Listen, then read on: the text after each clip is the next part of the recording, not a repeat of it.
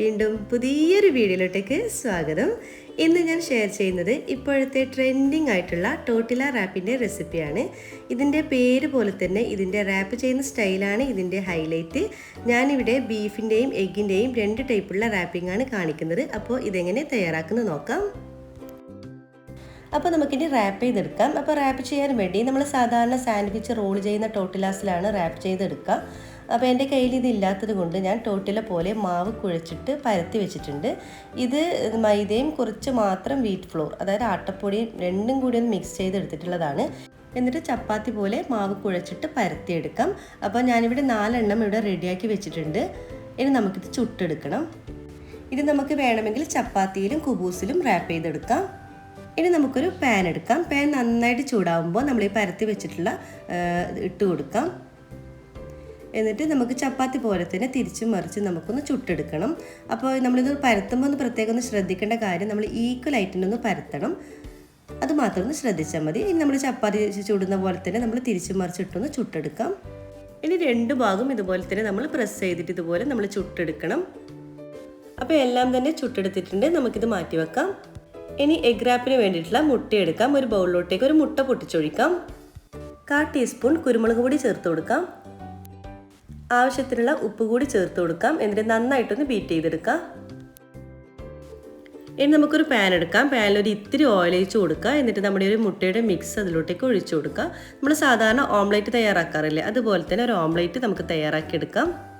ഒരു ഭാഗം വെന്ത് വരുമ്പോൾ നമ്മൾ മുട്ടയൊന്ന് തിരിച്ചിട്ട് കൊടുക്കുക. അപ്പം നമ്മുടെ ഓംലേറ്റ് ഇവിടെ റെഡി ആയിട്ടുണ്ട്. മാറ്റി വെക്കാം. അപ്പോൾ ഞാനിവിടെ 2 രീതിയിലാണ് ഈ ടോർട്ടില്ല റാപ്പ് ചെയ്തെടുക്കുന്നത്. ഒന്ന് ബീഫ് വെച്ചിട്ടും അതുപോലെ തന്നെ ഒന്ന് മുട്ട വെച്ചിട്ടും. അപ്പോൾ ഞാനിപ്പോൾ ഓൾറെഡി ബീഫ് ഇവിടെ ഫ്രൈ ചെയ്ത് ഇവിടെ മാറ്റി വെച്ചിട്ടുണ്ട്. പിന്നെ നമ്മളിപ്പം ചെയ്ത് വെച്ചിട്ടുള്ള ഓംലേറ്റ് ഉണ്ട് ഇവിടെ. പിന്നെ ഇതിലോട്ടേക്ക് കുറച്ച് വെജിറ്റബിൾസ് വേണം. ഞാനിപ്പോൾ കുറച്ച് ക്യാബേജ് നീളത്തിൽ അരിഞ്ഞ് വെച്ചിട്ടുണ്ട്. അതുപോലെ തന്നെ കുറച്ച് ഒരു ക്യാരറ്റ് ഗ്രേറ്റ് ചെയ്ത് വെച്ചിട്ടുണ്ട്. പിന്നെ ഒരു സവാള വട്ടത്തിൽ അരിഞ്ഞത്, തക്കാളി വട്ടത്തിൽ അരിഞ്ഞ് വെച്ചിട്ടുണ്ട്. അപ്പോൾ ഇത്രയും സാധനമാണ് നമുക്ക് വേണ്ടത്.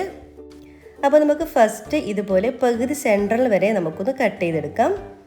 ഇതിൻ്റെ 4 പോർഷൻസ് ആയിട്ടാണ് നമ്മൾ ഫില്ലിങ് വെച്ച് കൊടുക്കുന്നത്. അപ്പോൾ ഇത് പകുതി വരെ നമ്മൾ കട്ട് ചെയ്തെടുക്കാം.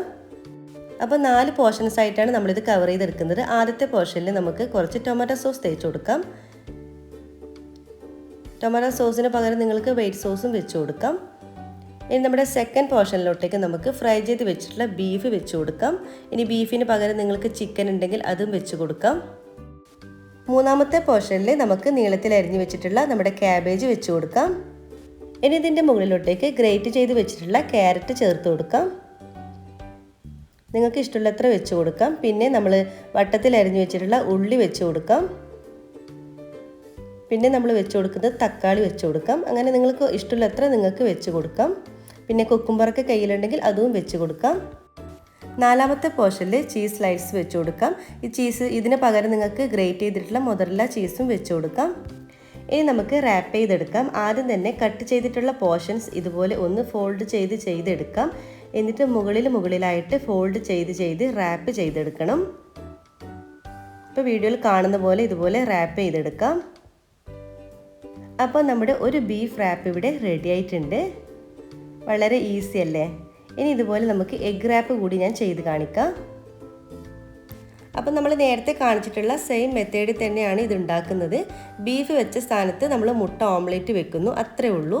അപ്പോൾ നിങ്ങളെ ഇഷ്ടത്തിനനുസരിച്ച് നിങ്ങൾക്ക് ചെയ്യാം. ഇനി സ്വീറ്റായിട്ടാണ് തയ്യാറാക്കുന്നതെങ്കിൽ നിങ്ങൾക്കിതിൽ ന്യൂട്ടല വെക്കാം, ഇഷ്ടമുള്ള ഫ്രൂട്ട്സ് വെക്കാം. അതൊക്കെ നിങ്ങൾ ഓരോരുത്തരുടെ ഇഷ്ടത്തിനനുസരിച്ച് നിങ്ങൾക്കിത് റാപ്പ് ചെയ്തെടുക്കാം. അപ്പോൾ നമ്മുടെ എഗ് റാപ്പും ഇവിടെ റെഡി ആയിട്ടുണ്ട്. ഇതുപോലെ ബാക്കിയെല്ലാം തന്നെ ചെയ്തെടുക്കാം. അപ്പോൾ എഗ്ഗ് വെച്ചിട്ടും ബീഫ് വെച്ചിട്ടുള്ള റാപ്പ് ഇവിടെ റെഡി ആയിട്ടുണ്ട്. ഇനി നമുക്കൊരു പാൻ എടുക്കാം. പാൻ നന്നായിട്ട് ചൂടാകുമ്പോൾ ഇതിലോട്ടേക്ക് കുറച്ച് ബട്ടർ ഇട്ട് കൊടുക്കാം. ബട്ടറിലല്ലെങ്കിൽ ഓയിൽ ചെയ്തെടുക്കാം. പക്ഷേ ബട്ടർ ചെയ്യുമ്പോഴാണ് കൂടുതൽ ടേസ്റ്റ് ഉണ്ടാകുന്നത്. ഓയിൽ നന്നായിട്ട് ചൂടാകുമ്പോൾ നമുക്കിതിലോട്ടേക്ക് നമ്മുടെ ഓരോ റാപ്പും വെച്ച് കൊടുക്കാം. എന്നിട്ട് തിരിച്ചും മറിച്ചിട്ട് നന്നായിട്ടൊന്ന് ചൂടാക്കി എടുക്കണം. ഇത് നമ്മുടെ ചീസൊക്കെ നല്ലവണ്ണം തന്നെ ചൂടായിട്ട് മൊത്തത്തിലൊന്ന് സെറ്റായിട്ട് വരും. അപ്പോൾ അതുപോലെ നല്ലവണ്ണം തന്നെ തിരിച്ചിട്ട് കൊടുക്കുക.